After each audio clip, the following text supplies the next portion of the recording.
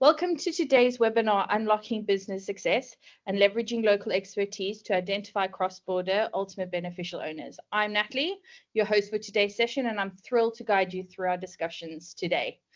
In this webinar, we'll aim to unravel the complexities of identifying ultimate beneficial owners across borders, a critical aspect of compliance, risk management, and preventing financial crime. We will explore practical strategies, leveraging advanced data solutions and local expertise to enhance your understanding and capabilities in this vital area.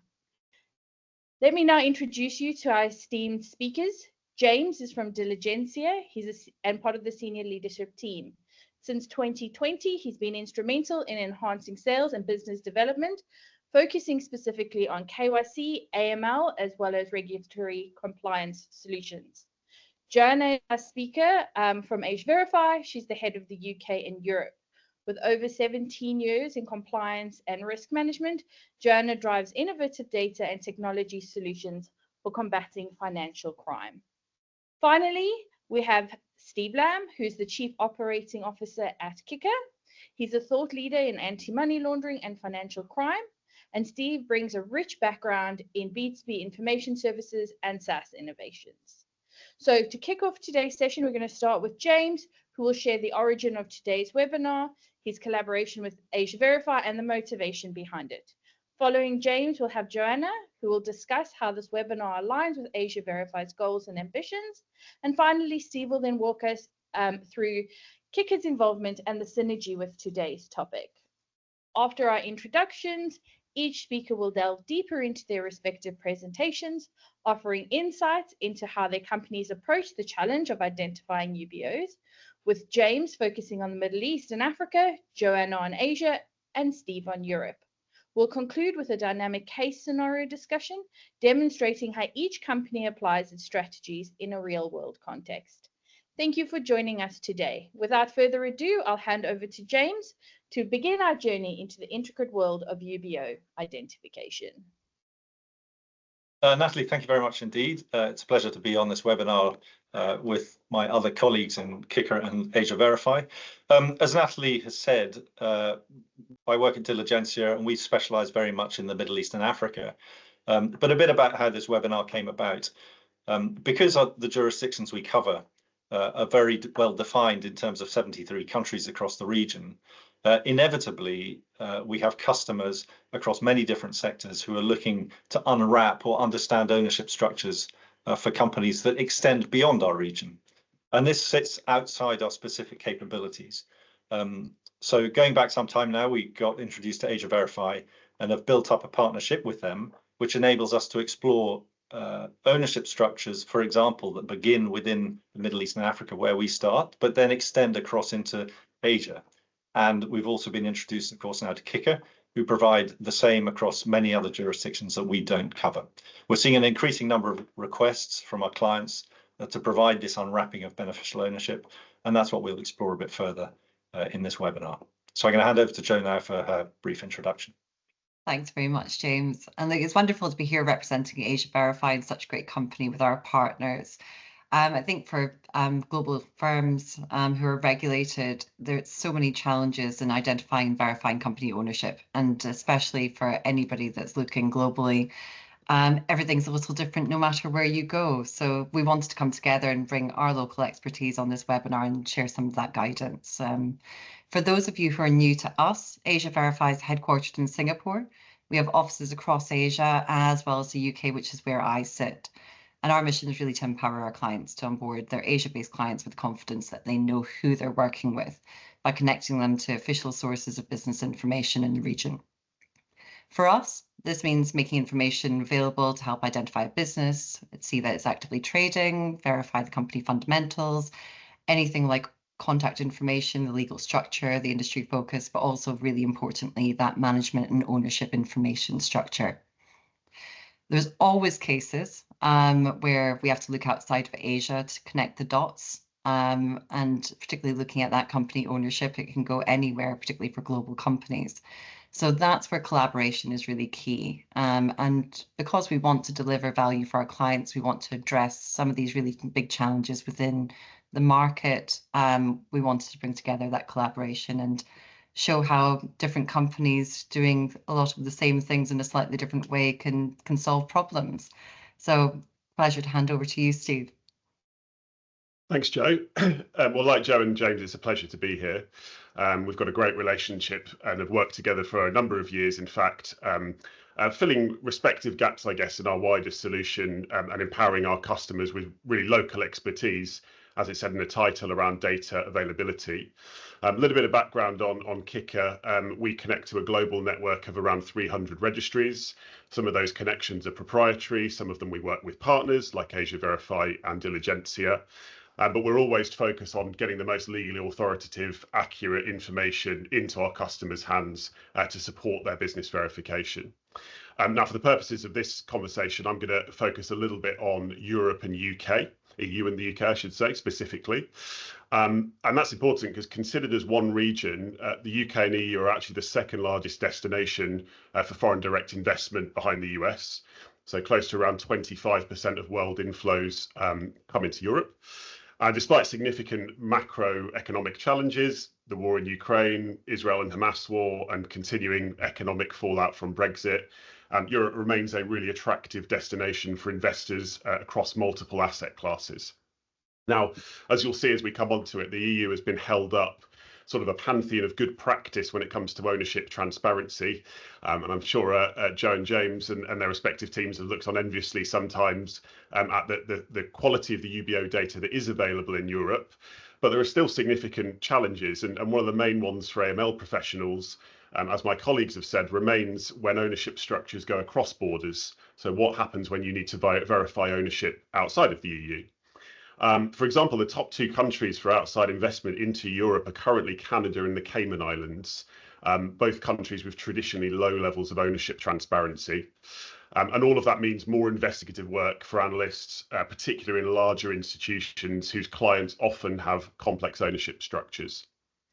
So the EU institutions know this and have expended significant cost and political will in improving the state of ownership transparencies for companies. And in fact, they've been something of a pioneer in this area, as I've said. So to start with the main content, I wanted to give something of a timeline, mini timeline, if you like, of the state of UBO transparency when it comes to Europe specifically. So if you want to go on to the next slide, Natalie. Great. So I mentioned the EU being something of a pioneer in this area, and it really all started back in 2020 with the implementation of the 5th Anti-Money Laundering Directive. So the anti-money laundering directives are various packages of EU law which came out of the Financial Action Task Force recommendations. So the 4th AMLD mandated that regulated firms should be verifying UBOs on a continuous basis. And the 5th AMLD was almost the other side of that coin. It mandated that member states would need to launch public UBO registers in what at the time was seen as a huge move forward for transparency globally, if you like. Now, over the next couple of years, various member states began to launch their national registers until overnight in November 2022, it all fell down again. And what happened was there was a legal case brought by a Luxembourg national to the Court of Justice of the European Union, stating that public disclosure of his beneficial ownership details, so who he was and his relation to his companies, was incompatible with EU citizens' fundamental right to privacy. And we see this across all of the jurisdictions that we respectively cover, this constant debate and pendulum between transparency on the one side and privacy on the other. Now, interestingly, the CJEU agreed with him. And so overnight began rolling back public access to those registers. Access should have been maintained for most regulated entities, but even that in some cases was repealed. So coming again 2 years further forward to where we are today, thankfully the European Parliament has just agreed to adopt a new package of laws, and that will include some new provisions on beneficial ownership, which will be amended, interestingly, by the 6th AMLD. So there is a bit of a light forward. So I'd just like to briefly talk you through some of the challenges that exist at the moment and potentially how we can help with them. And then I'll finish up on what that legislation means now going forward. If we want to go to the next slides. Great. So starting with the key problems, as it says that access to beneficial ownership registers is being increasingly restricted. Now, on the one hand, it's good that those registers exist. They don't in many jurisdictions across the globe. But if they're not accessible for regulated firms, for financial crime professionals, that really renders their usefulness for this job decreased. As it says as well, the format and access requirements of those registers greatly differ across member states. So in some, it might be relatively easy to access and download that information, whilst in others, you might need to fill out an access form or state the reason and the legitimacy of your request every time you make one. There's also very little verification done on that information, which can definitely throw its accuracy into doubt. We've seen this particularly in the UK, where I'm from, where the persons of significant control register has been called into question many, many times in the press. You'll frequently find UBOs on there that are 13 years old or that are businesses, which goes against the whole definition of a UBO as a natural person that owns 25% or more of a company. The declarations that are made under the 5th AMLD recommendations only provide the names of the UBOs as well. So not the nature of the structure or any of the other intermediaries. And that can be a problem because there is often AML risk lurking in those structures, which most of our clients are also looking to verify. And lastly, again, a little bit about access. Those declarations are generally only available in PDF documents. So if you're an analyst looking to verify UBOs of a firm at the point of onboarding, not only have you got to go through the rigmarole of accessing the information, you then have to go through the document, eyeball the UBOs, and likely extract that and put that into your orchestration system of choosing. So as it stands right now, to really succeed in this area, there's a number of specific capabilities that are required. So if we can move to the next slide. And really, they boil down to 3 areas. So I think the first is around aggregation and consolidation. So having a method of accessing these numerous registers that exist and bringing the information together in one place. And that's clearly one of the main areas that we help. And again, the same goes for AsiaVerify and Diligencia, is providing that single access point to access information from multiple registers. The second is around data extraction. So again, how do you get that information in a usable format, plumbed into an orchestration system of your choosing? Now, there are various technologies that will support that now. LLMs are getting pretty good at this, something we're all talking about at the moment. Optical character recognition is a long-standing technology, but they can be very difficult to configure across multiple different document types. So it pays to work with someone that's got local expertise and understanding of those specific formats. And lastly, the reason we're all here today, you need a framework to support cross-border verification as well. So again, what happens if those ownership structures go outside the EU? And one of the most problematic things there is that most shareholder and UBO declarations lack identification information. You might get the name of the firm or the name of the UBO and not much else. So having a way to resolve that to registered businesses globally is really important. And to do that, you've got to have the right tools again, but also access to the right data from the right partners. Now, I'll just finish up on my final slide, circling back to the start with a little bit on what the future holds. And actually, there has been a positive development, even in the last few weeks, on this within the EU, which is that a new EU AML package has been adopted, which will bring changes to access to UBO information once again. So again, almost reversing some of the outcome of the 2022 ruling.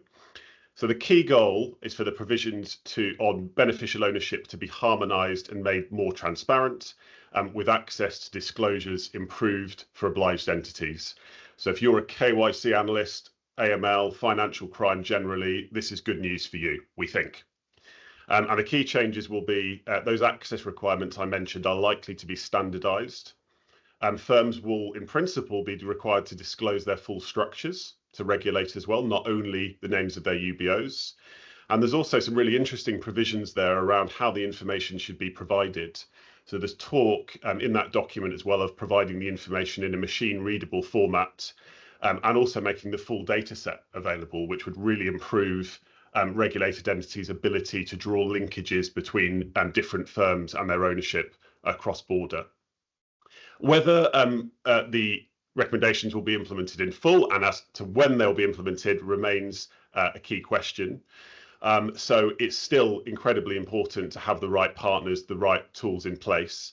And you've seen that on the EU side, how difficult getting data can be. I'm now going to hand over to Joe, who I think it will talk you through some even greater challenges that exist across some other regions as well. Thanks very much, Steve. Yes, certainly we would be very delighted to have the same level of data disclosure in and across Asia as we have in the EU, but we are able to make do with what we had. And if I can get you to move along, Natalie, I wanted to almost start off with a positive message, which is why Asia and the opportunity within Asia. Well, I mean, Asia for decades has represented high growth. And I think when you're talking about very highly educated, very digital, growing middle class, the powerhouse of world trade for manufacturing, shipping, it is an exciting region. And certainly a lot of the global companies that I've worked with have gone off to Asia to find their next growth cycle. Indonesia's GDP doubled in the last 10 years. We've got India, the Philippines, and Indonesia, who are all part of potentially that 7% club, which means that they should double over the next 10 years. You've got more people technically in the Indian middle class than you have in the United States of America. So it is a huge opportunity there for new consumers, people that will need access to wealth management, investment opportunities. So it's an exciting market. And China obviously is a prime focus for us. There's a lot of barriers within entering with China, but despite the geopolitics, China is present in every market globally. China is doing more trade with the global south than Europe is. Morgan Stanley had listed that Chinese firms had quadrupled their sales to Africa since 2016. And since obviously the Belt and Road Initiative has been active, the infrastructure development projects has meant that there's been a lot more and deeper connectivity between Chinese companies and the rest of the world. We also see a significant amount of flow that goes back from Africa through the Middle East back to Asia. So there's so much that will connect our different regions. But obviously that comes with some challenges when it comes to meeting those regulatory requirements and being able to conduct the checks that you need to conduct. So I can ask you to move on, Natalie. What are the key challenges that we see within Asia? And particularly that access to data is a huge one.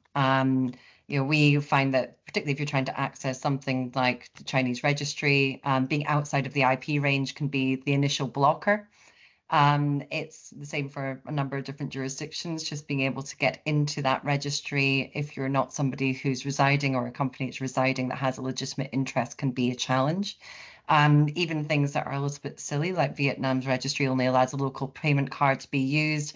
All of these are barriers that prevent these checks to be able to be completed. And there's over 200 million companies listed in China on their registry. There's very few of them that will list a trade name, which is generally what they get known as when we're looking and searching for them. So even finding these companies can be difficult. And one of the other common themes that we find across Asia is that most registries information is being held in PDF. So that similar kind of unstructured data challenge exists in Asia, as Steve described for Europe.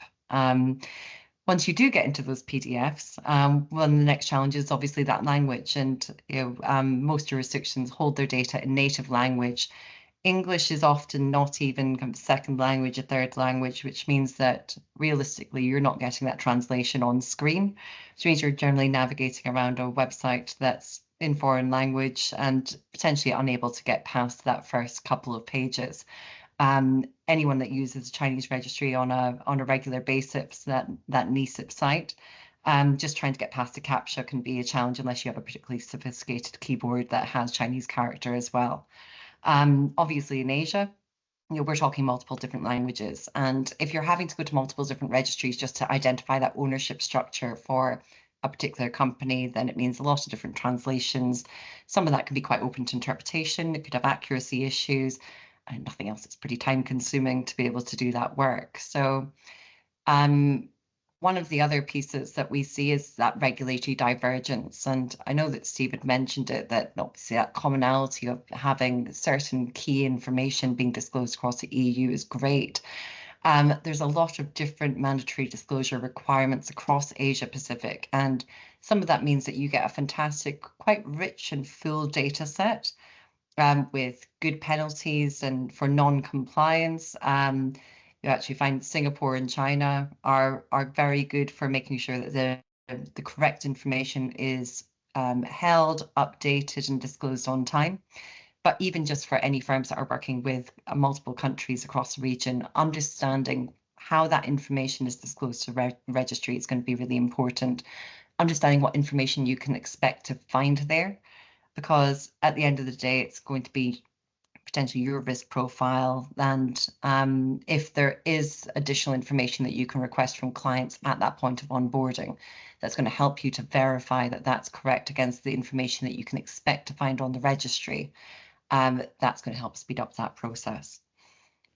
From an ownership perspective, we find that there's very few UBO registers across Asia. In fact, most that have gone through the commitments of setting up a UBO register haven't made them publicly available.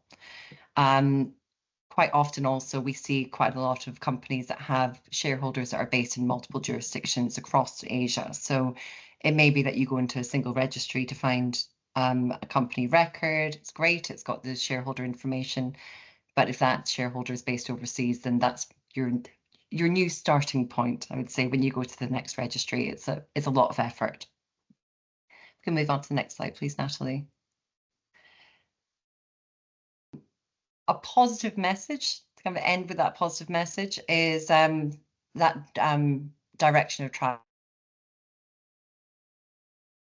Look at Asia Pacific, there's some really nice trends that are coming out that are going to make it easier in the future to do business.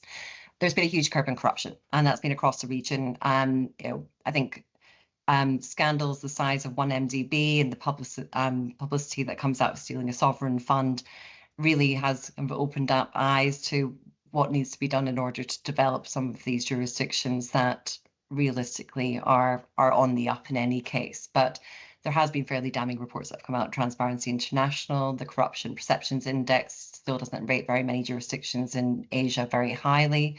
China and Vietnam have got pretty well publicized anti-corruption campaigns on the go at the moment. But Singapore's FATF presidency that ended this year was very vocal about asset recovery as being the key. Being able to follow that trail of where money goes, particularly when it goes overseas and it tries to conceal itself, that was a priority to ensure that money wasn't going to be lost to financial crime and the corruption wasn't going to end up paying. We've seen a lot more alignment with international standards and the recognition that conforming to international standards helps the development and sends clear messages to the international community that Asia is open for business and it's business friendly, it's a safe place for investment. The Philippines and Vietnam both made very big commitments to FATF to try and increase their disclosure of ownership information and meet certain promises to get off that FATF grey list, which we hopefully will see over the next year or so. And I expect we'll probably see a lot more conformity to come. It's more of a question of when and how quickly rather than if, when we see things like aligning with international standards. On that disclosure of ownership, we've seen some quite interesting enforcement actions coming out of Asia. And MAS in Singapore had fined over the last year Citibank, DBS, OCBC, Swiss Life, all for notices that were citing identification and verification issues with beneficial ownership information. The fines weren't huge, but definitely significant enough that they were getting, they were going through the motions of finding companies of that high level of caliber who were operating in their jurisdiction for violations of not being able to perform the right checks, not documenting the right records, not going deeply enough into those checks. So the teeth are starting to come out. People's Bank of China has been fairly toothy for a while, and they had a very substantial fine over the last year of Tencent subsidiary Tenpay, $400 million for failure to meet customer identification obligations. And that included them looking at the failure to maintain the company record, also the transaction records, and there was a lot of non-disclosure of the correct company information, so pseudonym accounts and accounts under different names and nominee shareholders, which they're now cracking down on, which is great news. May had fined DBS, so that was all in line with the data sharing, the know your customer, know your business, lack of monitoring. So it seems to be quite universal across the region, which is great. From a digitalization and data sharing piece, I think that anybody that's read up about Cosmic, the initiative in Singapore, are probably quite pleased with this direction of travel, because I think that it's opened up a lot of our open banking conversations of how information can be shared in order to combat financial crime. We've got the top 6 banks in Singapore now sharing information that can help with investigation and help prevent crimes from happening before they happen, which is wonderful news. And Open Ownership have been also reporting about great efforts across the region for opening up different registers, UBO information, particularly across Indonesia, Philippines, Malaysia, where it's been tricky in the past. They're getting much more digital with how that information has to be disclosed, has to be stored, has to be shared. A lot of those disclosures are still only available for law enforcement and for investigation, but once that digital information is there, if that then opens up, it can be publicly available and much more accessible. So in a way, on the Asia front, we're probably quite fortunate and quite lucky. I'm going to hand over to James. I'm quite interested to see how this corresponds with what's going on within Africa and the Middle East. Thank you. Yeah, thanks very much, Joe and Steve. What you've both mentioned is as true in the jurisdictions we cover as it is in the jurisdictions you cover. And that's all about transparency. That's all about the availability of data. That's all about standards, et cetera, et cetera. So if you can go to the next slide, Natalie, just to take it back to very basic first principles. When trying to understand ultimate beneficial owners or people who control or own organizations, the fundamental question is, do you know who you're dealing with? Now, many of you as clients watching this will have, you'll do your own sort of client outreach to your prospects and your existing clients to get documents. But what the likes of AsiaVerify, Kyckr and Diligencia do is enable you to independently get or validate information from the official authoritative sources, be they registry authorities, central banks, regulators, etc., official gazettes, that sort of thing. And I just wanted to touch on a couple of specific challenges that exist in our region, and you've heard a bit of it before from my 2 colleagues on the call. So Natalie, if you can go to the next slide, you'll see that the grey area in the map here are the countries we cover, everything from Pakistan, Iran, Iraq, the Levant, Maghreb, Sub-Saharan Africa, all the Gulf states. But what's kind of unique about the area that we work in is that almost none of the sources of official information, be they company registries, official gazettes, etc., are available through either APIs or easily searchable online. Information on ownership, on managers, on directors, on shareholders may be available, but it may be particularly opaque. In other words, difficult to get to. A case in point is across the United Arab Emirates. There are 7 Emirates, 32 odd country registries, Emirati registries, company registries, multiple free zones, 4 offshore jurisdictions. And accessing information is really difficult. And that's what the likes of us do. Similarly, across Africa, many of the ways information at company registries are stored is tricky, and not least of which we have language issues as well. So just on the next slide, Natalie, you'll see that here's just a brief example of some of the challenges that you and we would face in terms of building up official records of a particular company, for example. In this example, we're gathering company registry information, articles of association, possible corporate amendments. And they may be in paper documents, they may be photographs or photostats of documents on tables. You'll see some have company stamps on them or registry stamps, some have biro written all over them, but they're nevertheless official documents. The photograph sort of center right of a pile of files is actually from a West African company registry. So these are the sources that you, and indeed what we do on behalf of our clients, go to get official documents to build up company records. And that in doing that, we're exposing shareholders, ownership, ultimate beneficial ownership, unwrapping, etc. So there are definitely challenges with regards to accessing information across the regions that we cover. As I said, unlike AsiaVerify and Kyckr, much of this information is just not available through an API into a central database. So that's one of the challenges. And the other obvious challenge here is language. Many of the, obviously in Iran, it's in Farsi. In many of the Arabic countries, obviously Arabic is the language of registration. It could be French in the Francophone African countries, etc., and Portuguese in Angola and Mozambique. So there are challenges in terms of sourcing official information and understanding it. So that's what the likes of the vendors like Diligencia do. And if you go to the next slide, we're all about collecting the original information, curating it, standardizing it, normalizing it, transliterating it, linking it to other entities, and we're building out ownership structures, etc.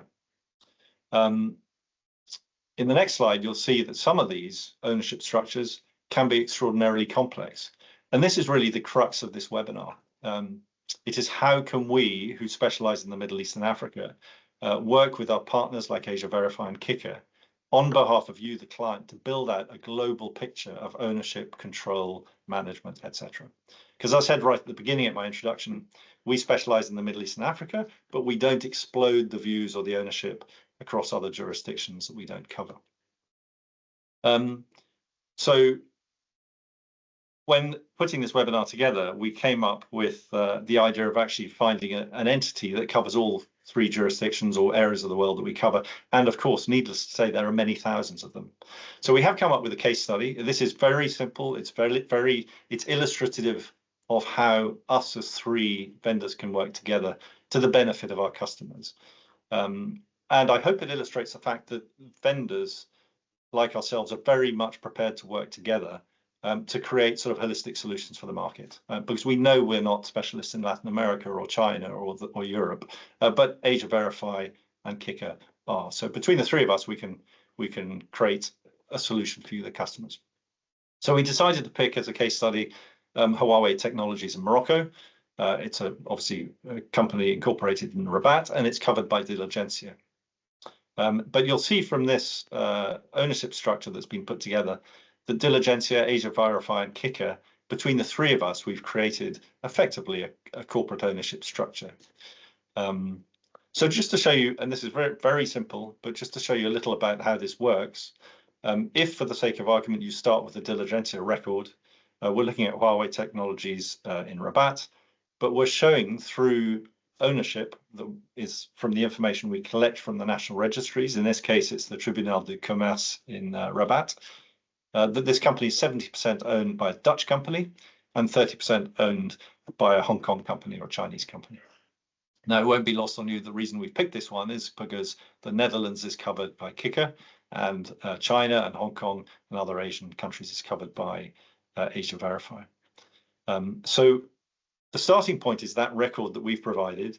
If we then combine our services, and Natalie, if you go to the next slide, and link our information together, you'll see here that we've actually, this is the Diligencia data, we've identified Netherlands and Hong Kong as being the owners.